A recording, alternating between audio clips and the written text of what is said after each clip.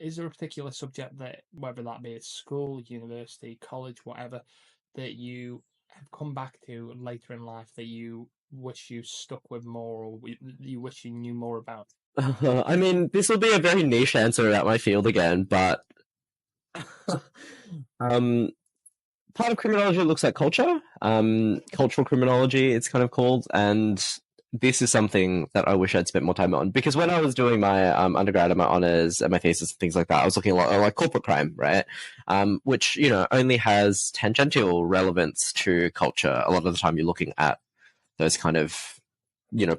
corporate and government entities that are sustaining it, and less at the democratic culture that sustains those things. And so, like, I wish I'd kind of looked at culture a bit more because it's something that's like coming up in my PhD now, and I'm wishing I spent more time on it. I wish I could give a better summary of what like cultural criminology is, but it is a very broad field.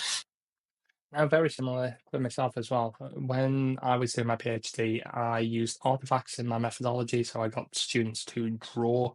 what they were doing and effectively show their interpretation of how they were viewing their overall career and the directions they were pursuing. But for me personally, art was something that I was never particularly good at, and actually got a U pre GCSE in it. So it was something that I was never going to take post GCSE.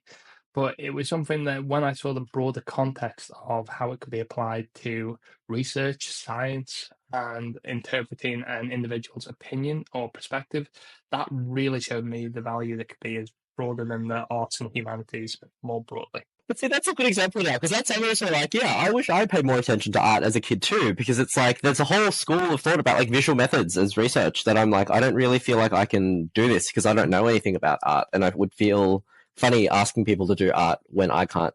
do art, or like I haven't, it's not something that I've really invested that much time in beyond, you know, primary, secondary education. So